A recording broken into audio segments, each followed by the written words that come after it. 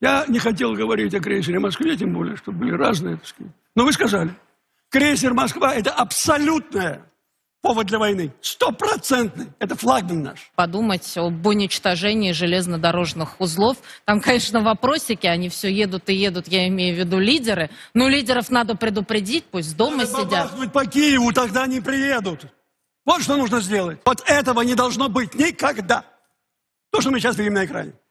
А есть один способ ответить. Бабахнуть один раз и все. So, if you were wondering how state TV in Russia was handling the sinking of the warship Moskva, not well, kind of freaking out there, calling for World War III as a result of it. In fact, here is a photo of this ship. You might be familiar with it for a number of reasons. One, it is the flagship of Russia's Black Sea Fleet. It's also the actual ship that showed up very early on in the war that threatened the Ukrainian soldiers on Snake Island and then were told to go F themselves. Well, they have now gone and F themselves, I guess, to the bottom of the sea. But anyway, those pundits and hosts on Russian state TV were not handling it well. The first gentleman that you heard goes on to say, even the fact there is an attack against our territory is now like we were doing this special operation, no more. Now it is all out war. And media throws in, he sounds as angry as an old man trying to send back soup in a deli, which I think is a line from Seinfeld. Anyway, for real, no fooling around anymore. What's it called? What are we waging right now? This special operation ended. It ended last night when our motherland was attacked. So the motherland, by the way, is that ship, which at the same time, Russia is gonna go on to claim wasn't actually attacked. It was totally just an accident that caused it to go to the bottom of the sea. But he's saying now you attacked us, so now it's on. Dude, you started it. That's like you just tackled someone to the ground. They reached up and just lightly slapped you, and now you're freaking out. You know what's a great way to not have your ships be sunk? Don't invade other countries. I think that's general advice that applies to Russia and every other country, including the United States. A lot less ships are sunk when you don't launch barbaric illegal wars. Brett, what do you think? Right, the Pentagon cannot confirm or deny that this was an attack by the Ukrainian military, or if it was what the Russians ended up saying, which was like, it was fire, but also you did it anyway. But what you see from the Russians right now is the consequence of having such a state-run media apparatus for so long in being able to exist in your own bubble and not having it face outward, that you now, like, you realize they're bad at it. They're like the people who've been in a cave, and so they just like come and they step out into the light and they don't know how to react. They're so bad at spinning this. They're spinning it 3 or 4 different ways. And if anyone who's spun a basketball knows, you just have to spin it one way fast enough and it'll stay upright. Right now, they're all just like spinning the ball in different directions, and it's pathetic. Exactly, and let's be clear. So far as I know, it had been on fire. It was being towed away to be repaired. So I am assuming that there was no loss of life. That as it's in the process of sinking, they're able to get the people off. It had been with other ships, and I don't want any of those soldiers to die, the sailors. I don't want the ship to go down. I didn't want the war, and I assume, by the way, many Russian soldiers probably share my position on that. Unfortunately, they are not in charge. But at the same time that the pundits and the hosts on Russian state TV are freaking out about this, the other side is having a bit of a victory lap. Ukrainian President Volodymyr Zelensky thanked, quote, those who showed that Russian warships can sail away, even if it's to the bottom, during a public address on Thursday night.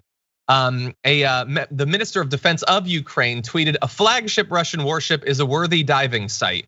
We have one more diving spot in the Black Sea now. We'll definitely visit the wreck after a visit in the war. By the way, I already have 300 scuba dives. I love that it's sort of like getting in a dig about the war, but it's also like kind of braggy. Yeah, absolutely. He's done 300, that's impressive.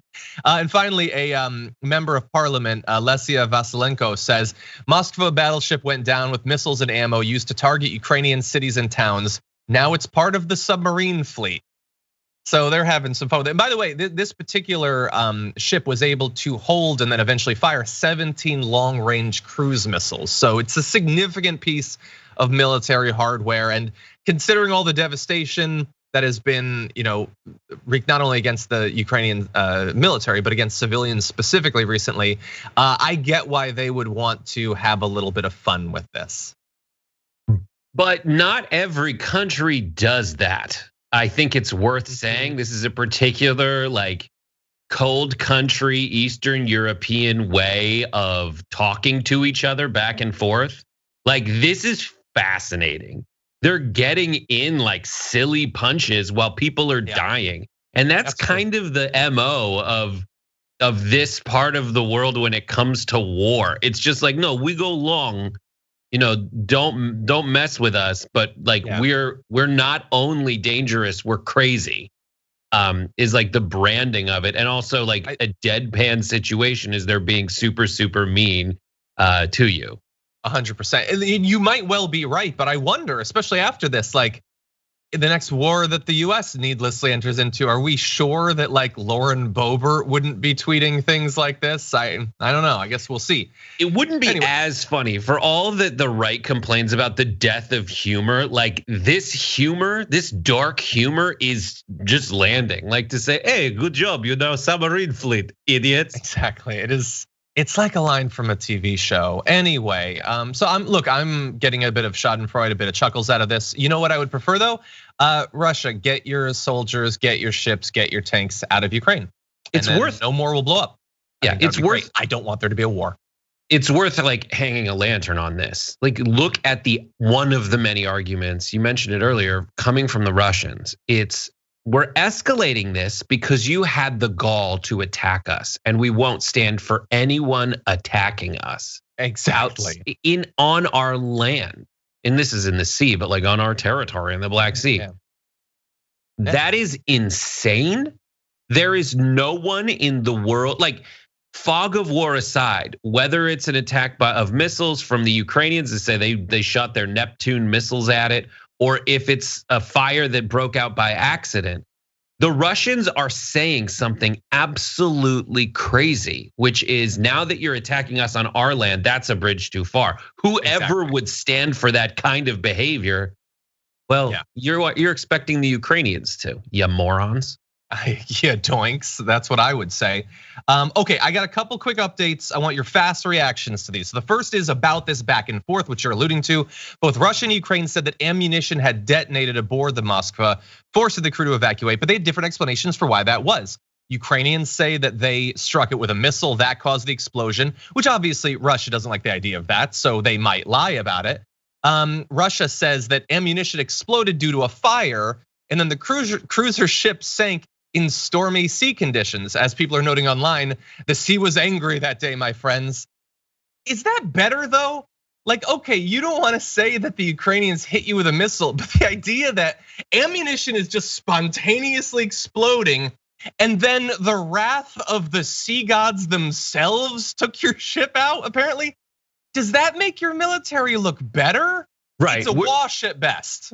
We're not weak, we're incompetent. We're incompetent, and then we like to follow up our needless fire explosion with sinking below the sea. What are they gonna be hit by an earthquake next? Is the Avatar on the ground? Anyway, in addition to the ship being lost and its ability to, wage war in that area, something else might have been lost. And this is where we're gonna need to bring in an expert like Indiana Jones. But a news report from 2020 has given rise to the question of whether the vessel sank with a Christian relic, a piece of the true cross on board. The relic is a fragment of wood just millimeters large that, according to believers, is a piece of the cross on which Christ was crucified. That fragment is embedded in a 19th century metal cross, which is itself kept in a reliquary. And so maybe a bit of the actual cross of Christ was taken out. I would assume if I was one of the soldiers evacuating, I'd grab the cross if I really believe that it was part of it. So maybe it's safe, maybe. All I gotta say is if anyone's traveled Europe or watched a Rick Steves PBS report on Europe, everybody's got a piece of that cross. You'll be going through, he'll be like, you can get delicious Parmesan cheese from the hills of Parma. Also, each one of these pigs that makes prosciutto di Parma is stuffed with little pieces of the original cross. There's hundreds and hundreds of these little shards going on. So I feel, and let's be honest, it probably if you want the true cross. No, we don't know where the want some man's cross body's bread. at, then yeah. Well, exactly. Yeah, if we don't, yeah, that's absolutely ridiculous. Where can I get some arc? I want some shards of arc, like goats. Do I dig inside the goats for the shards of arc? I don't know.